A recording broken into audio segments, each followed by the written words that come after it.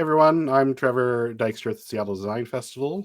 We're putting together a series of videos called the Block Party Debriefs, title to be determined, where we're going to be chatting with past participants of the Seattle Design Festival Block Party to get a sense of how things went for them and what you could expect if you'd like to get involved.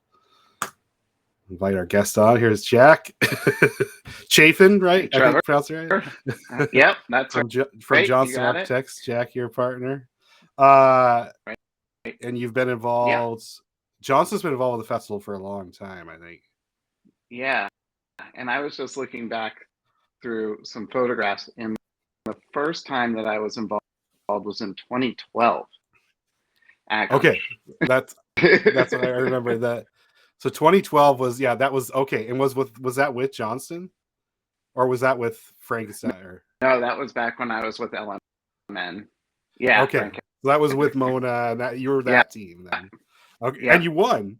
That's right. We did. Okay, hang on. I pulled old photos. This is great because I was wondering about. Well, do we talk to people from the very first year? I didn't realize you were part of it. So yeah, you were. Mm-hmm. That was really the inaugural Block Party installation. Boy, I'm going to share this. Yeah. Were these okay, this is building photos from that first year. Yeah. Let's see if I can find the old radiator chair here. Somewhere in here.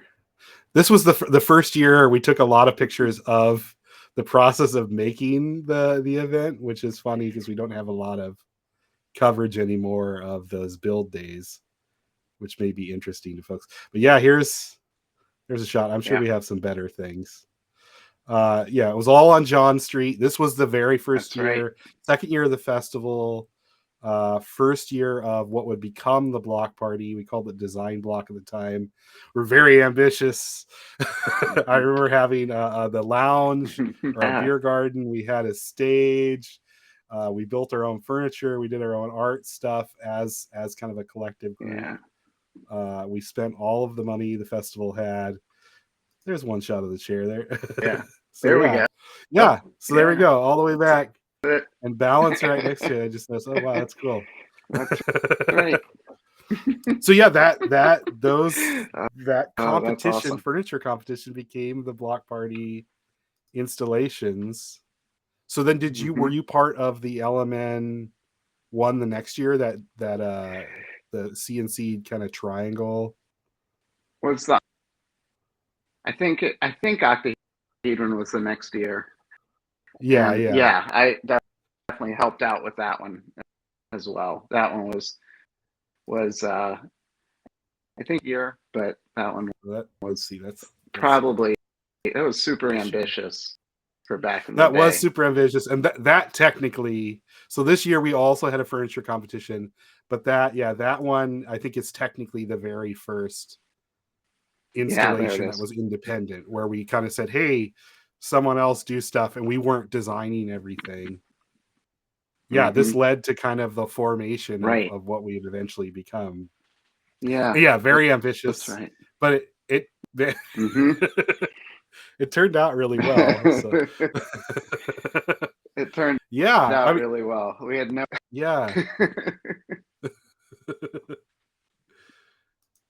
I remember, because I remember Mona, a good one. That one actually. Yeah. Oh, go ahead. Go ahead. I'm in a second. No, what were you saying? Sorry, I know we got a lag here a little bit. That one actually went on to have a second life at the AIA Honor Awards. We actually right. Out whose garage it was built in. He and his daughter covered the whole thing in chalk, so it went from black to white. And then we did projection Roya lobby, and then it won an honor award. It was crazy. Well, and a life. Some of these things really do, especially that early era. I think people really took them around town and kind of found spots, and a lot of folks have submitted them for awards and win awards because it's an interesting project type. Mm-hmm. Yeah, it was great. Let's see, and then 20. I remember you did the camera obscura. Was that you? Yeah, camera obscura. Was that? Yeah, that was maybe. And 2015. That one was maybe? really interesting. 2015. That seems long maybe ago. 2015 or 16, maybe. I don't know. I bet you it's in there. 16 is probably. I bet you it's 16. Occidental. Yeah. It was before we moved to Mohai. Pulling it up now, I think it's this year. Let's see if I recognize. The year we had the ice cube. I think it was after Maybe the it wasn't. ice cube. Yeah, you're right, because I don't see it on this end of the street in the background. Ice cube. I've got another. I got 20. Kundig, right? Yeah. Yeah, we'll talk to Clay at some point here too, it was the lead behind that and several other things over the year, and the LMN stuff as well when he was there. Mm-hmm. It's got to be this year, 2017. Let's see. It's one of the last few years we were in Occidental. Yeah. It might have been. I pulled photos, but I pulled your photos from last year together, not yeah. Maybe it was after this. The problem is, each year of the festival, especially the block party, I have like 1,000, 2,000 photos, and digging through them, it's so easy. Yeah. So the way to tell, no, it's not this year, because you would see it. I remember it was dead center line. Right down though. All right. So it's all right. 2018. Let's see. 2018.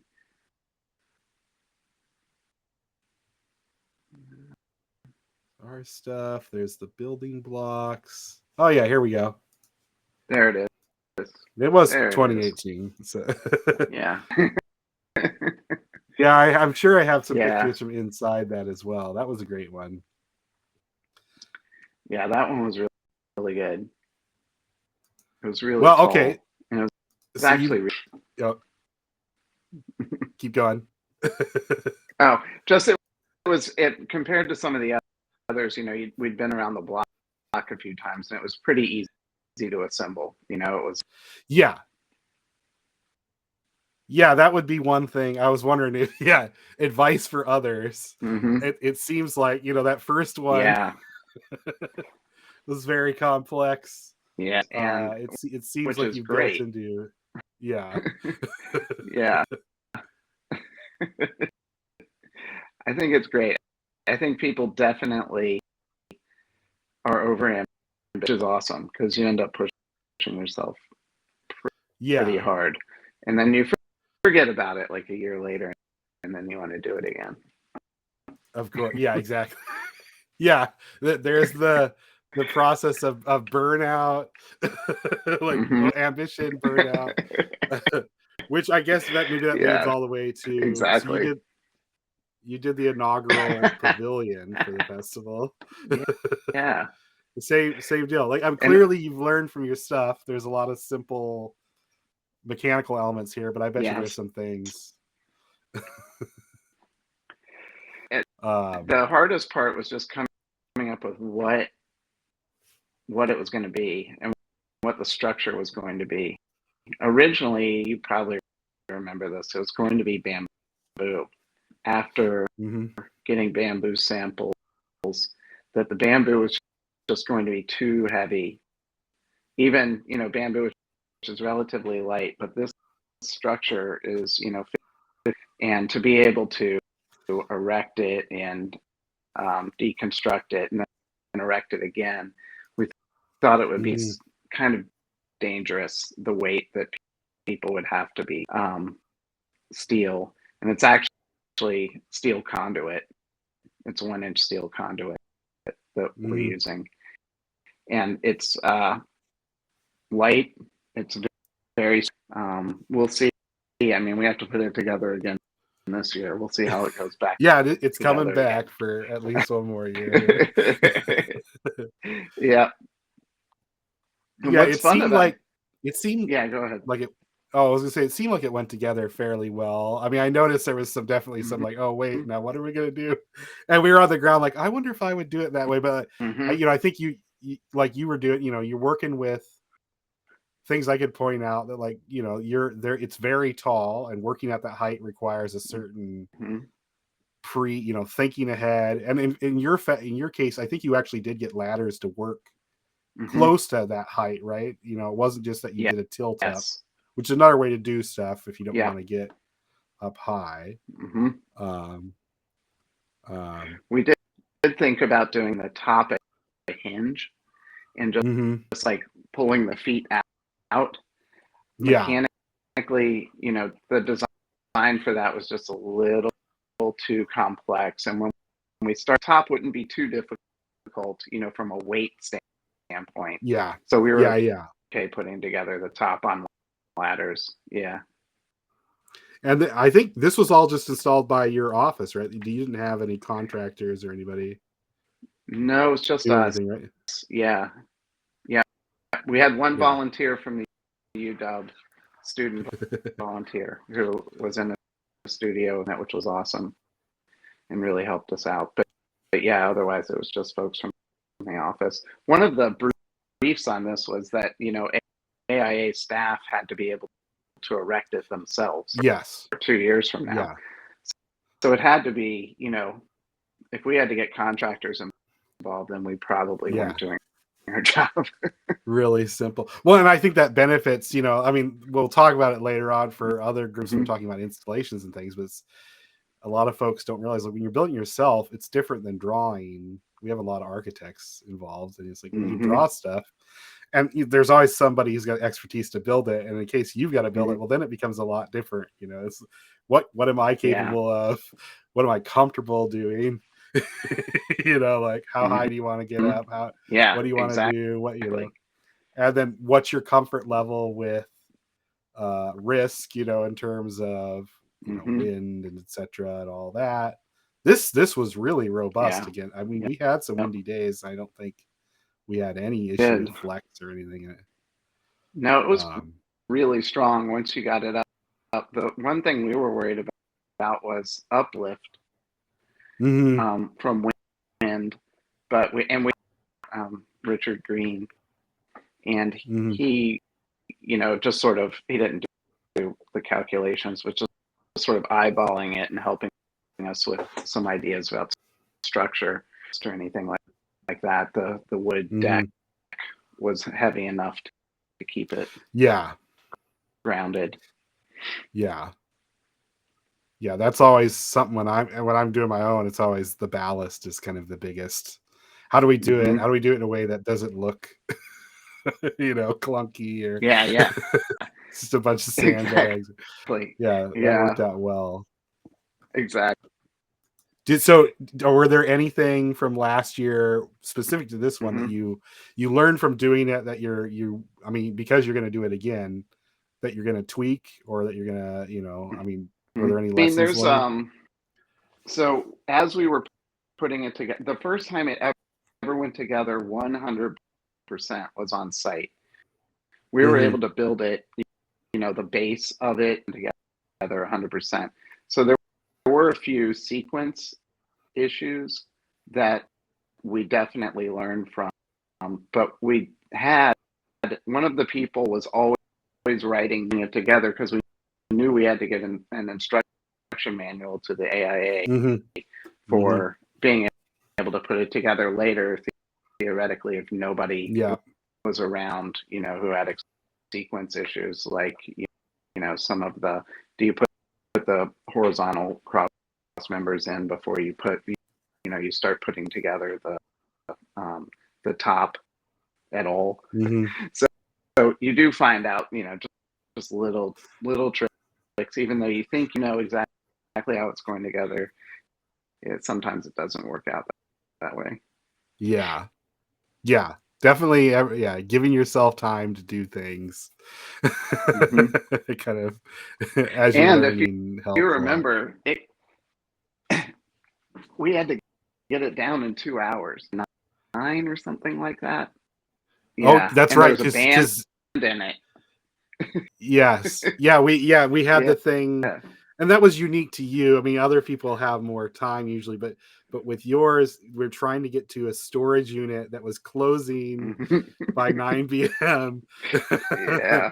uh, which, I mean, that can happen for other folks. We've had that where people thinking about when you do this event again, because none of us do this every day, and it's like the all the logistics part is the stuff you don't think about every little thing down the line. It's like, okay, well, now you're here, and how do you get from here to there? Or people even forget with dropping things off. It's like, well, you can't just pull up and hang out, just because of the process we have to have cars flowing through.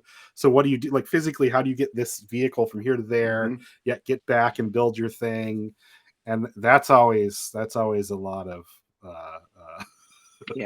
what's the word, gymnastics for folks. Yeah, it's totally. It goes back to giving yourself time with this stuff. Yeah, and it's all design challenges, really. That's, we have this packet we give out now, and it's so elaborate, but it's all sort of to that point of like, look, these are all these things that we know that can be just solved via design, or you can deal with it as it comes, and we can do our best to help. But yeah, that's the one thing I think when we review projects now, we're looking for things that have flags like that, where, okay, well, just so you know, like, I mean, this seems very elaborate to do in a day, or in a few hours. So those are great things. What was the fabric on this one? Is it just ripstop? The fabric's actually, it's a 60. Yeah, it's a 6 and we had actually used it on a previous project in like a lighting installation. Oh yeah. And so we knew its structural character, light, and it's obviously translucent, which was also pretty cool. Yeah, and then you sewed, and we have some of that. Team? We were lucky enough to have a big retail space in one of our projects that we were, the owner was nice enough to let us use for assembly for over, so we had this we had this whole sewing team going.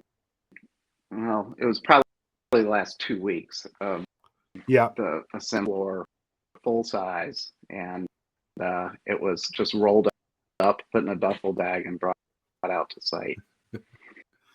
Yeah, that's great. Having a huge space to sew that stuff. I mean, we'll show one of mine's a later stream where the inflatables where that gets sewn at the time is sewn in my living room in my apartment, and it's like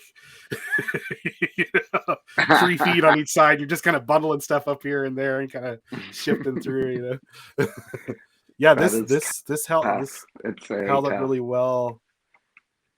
And you just must have manually cut the triangles, things like that. Yeah, we manually cut the triangles and then folded them over and seamed them, and then we had some nylon, inch nylon cord that we used for the seams to reinforce the seams even more. Yeah, those edges, yeah. And then you had lighting in this too. Vulnerable. Yeah, which was crazy. I don't have any night because shots. I think, nobody has night shots. I have a feeling as we go ahead. Well, I was gonna say, as we interview folks, I have a feeling that's usually the number one thing I hear every year is, man, it'd be really cool to do this at night. And then it's always the question, like, yeah, but it's already a 10-hour event. Like, how do we do that in a way? It would be really cool, but like, how do we do it where it's that? Or do we shift the whole event so like half of it's day and half it's night or something? But there's definitely been a desire as we go. Folks really want that aspect because there's a lot of fun you can have with light. The videos I don't think you're going to play here, but in mock-ups, and it looked pretty cool. so hopefully at night it looked pretty cool. But we are thinking that interior piece of fabric, we may dye it a bright color, just so in the daytime it's a little bit more contrast than what it was, because you really couldn't see the likely. Yeah. Well, yeah, and we've got the theme of curiosity this year, so that can be this intriguing thing within or whatever. Let's see. Exactly. Are there any things you would share? I mean, you've done it a lot. If somebody's new to the festival or new to the block party specifically, they want to do an installation. Obviously, block party's got more things that we'll talk about in the future, but the installation portion, what advice would you give folks, getting into it? I think, have a strong educate it from the outside. Sort of start with, you can have a great idea, but I think it has to go hand in hand with being able to fabricate it yourself. Or if you have to bring in some partners that what their capabilities are, so fabrication partners, contractors, etc. We've had contractors. We worked with a contractor, and that was very, very, very helpful, especially in just things like getting enough pickup trucks.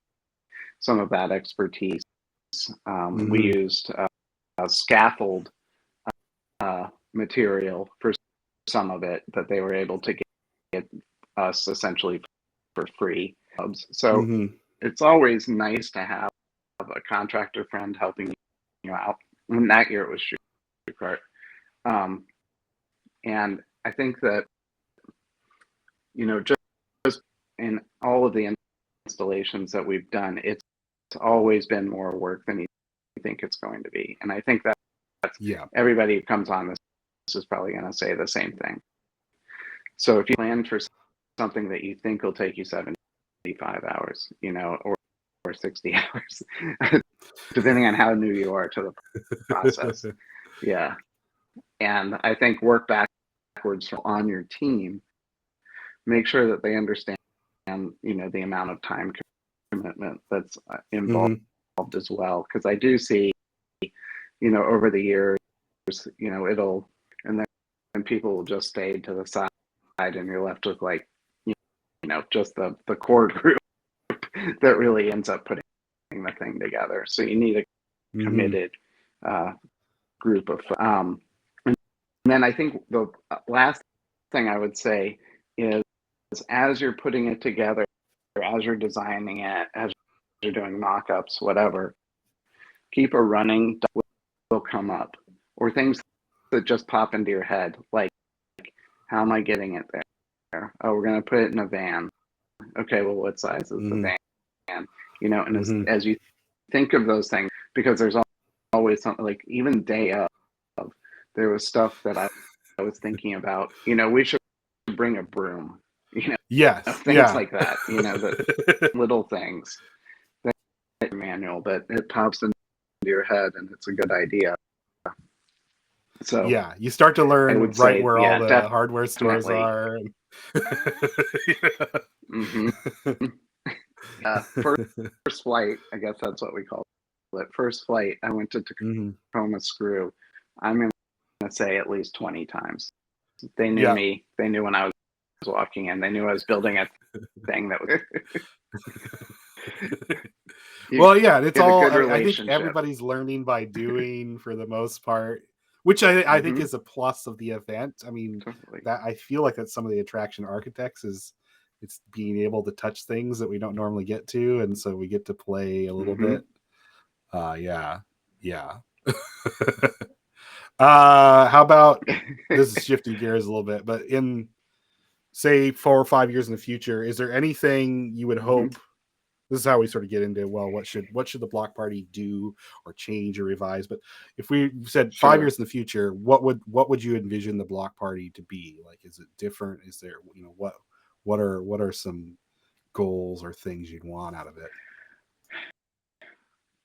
I think I love the block party, and the two main things, if I, was able to just wave a magic wand, would be either to, and people who actually younger, or make it so that there's something where your hard work, your little installation or big pavilion or whatever, the second life. And sometimes that's the team needs to think about that, and that's not necessarily the block party's responsibility, but it's the hours this year, but it's hundreds of hours that go into doing these things.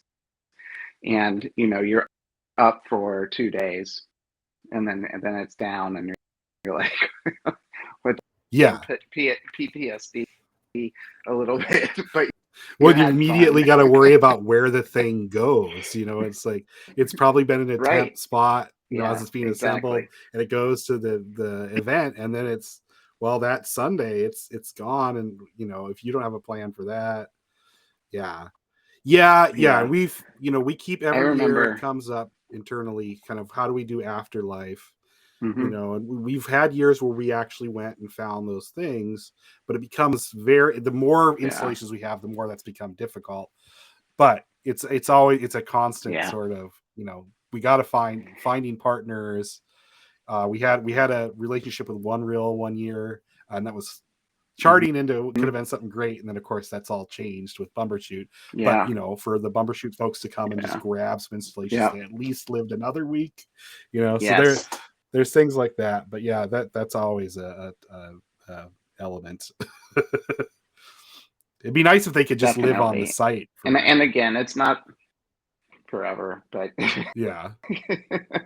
so I would say that people who are making these things like have a plan for either reuse or recycling, or in the elevator lobby for like a year, I'm gonna say, before people just got tired of it, and eventually the radiators went to get recycled through recycling. But it's one of those things where every year we sort of start out with this thing that'll decompose into the earth, stand up, and you get into those kinds of conversations about it.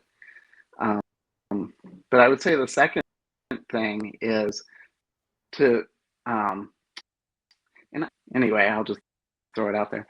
We need to cast like a wider net. Like, I think that architects and contractors get involved a lot. Sometimes structural engineers, things like that.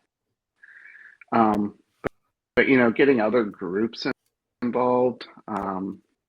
Obviously Sawhorse Revolution participates, and they're an awesome group. It's involved in the actual creation of the thing. I think it would be a cool way to like, maybe there's like a community project or communal project or some, has participation from multiple sort of vectors in the community. Would be pretty cool. It's been always a kind of obvious value proposition to an architect or a contractor. It's like a built thing. There's a one-to-one kind of, this is doubles very simply as advertising. And we really want other folks. We don't want it just to be an architecture part. I mean, it's fine. The festival is many things, but the block party is very much the visible part, and the part that most people know and just associate with it. And so it'd be better if it wasn't just architecture. There's so many other designers and even just within the built area of construction, it's not just architect. Like you said, there's Sawhorse Revolution. There's other folks doing work that kind of fits within. We were happy last year. We found Coyote Central, who again engages the youth and kind of hands-on activity, has been very involved. Hopefully we'll be able to get them back in the future. But we continue to build on that sort of stuff, and find ways to bring in other folks, and maybe it means, in the future, the festival needs to find ways to marry those two. It's like, the architects and contractors have a pretty innate understanding. Okay, this is a thing that needs to stand up for X amount of hours and keep the rain out or whatever. And I think for other folks, that's a big lift. And sort of, well, maybe we can marry what you want to do and what they want to do, and find some more matchmaking. And we'll see. That's always been a goal. I don't know. Yeah. I don't know how well we've ever been able to do it. Other than years we just directly said you and you. That second year when you had the what's it called? Not the I want to say dodecahedron, but the octahedron. Octahedron. Yeah. That was a year when we literally took a group of designers and just said, you are paired with this nonprofit and go for it. Maybe we need more of that in the future. So any other stuff? Yeah. No, I think at this point, for the people who are participating in building things and erecting things there, like, you've got your traffic cops, you've pretty much got it, which is great. And I like the Mohi site in that it's accessible, flat, pretty easy to work in if the weather's good, and the weather's typically pretty good that time. You complain about the logistics. And it's really actually even fairly accessible, vehicular wise. There's parking lot relatively adjacent, which is so, and it's obviously very public transit friendly as well. So that's less helpful when you're bringing lots of material to site. But I think really outside of the whole reuse thing and maybe more outreach into the community to get people involved in the build portion, those are my two main things. I mean, I think that in the other events that take place over the design festivals, full breadth and period of doing a lot of really in the community, all of that stuff. I think it's just harder when you're, like you said, you have an expertise in building and fabricating things that not everybody is going to have. Yeah, we've been going through, the call isn't out yet, but we've been going through kind of the initial brainstorming. And in this year, they actually brought anybody from the public involved into the brainstorming this year, rather than just the behind the scenes with the committee. And that was something that came up a few times, is, are there ways that we can at least loop all this together? We did a virtual main stage show last year. Can maybe that happen at the block party, and these other things go there? And I think there's going to be some effort to try to get all this to cycle a little bit, which will help a little bit of the afterlife, and maybe it's sort of a backwards way to pull folks in, in some ways. But we like that site. I know we get a lot where people want to go back to Occidental. Of course, the initial emphasis of this event was going to be every year we were going to do a different location. And I think we very quickly learned that's incredibly hard to do. And then we did Occidental, and then we just outgrew that space. And so, then we're down to, there's 3 parks left in the entire city we can do. South Lake Union is the one we like now. If we grow again, we're down to Seattle Center or out at Magnuson. We start to get really and I've always had the opinion for this event to be, everybody who wants to be involved should be involved. I don't like the idea of kind of having, only 10 folks can be involved this year because that's our amount of space. It's more fun to just let everybody come, and let the big things be next to the small things, and everybody gets their chance to showcase. So yeah, I totally agree. And I really enjoyed the incorporation. There were some like that will go on to live in galleries, and so I thought that was a really nice addition this year as well, which was great.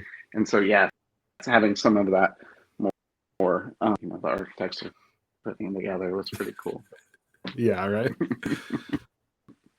Alrighty. Well, I think we can cut it there unless there's more.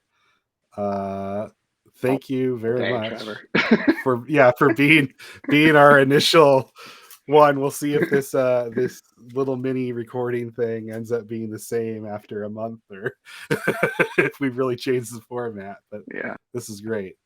Right. For anybody watching in the future, you can find out more about the Seattle Design Festival at cdesignfest.org. Jack Chaffin, Johnston Architects, thank you very much. See you out there this see everybody. year.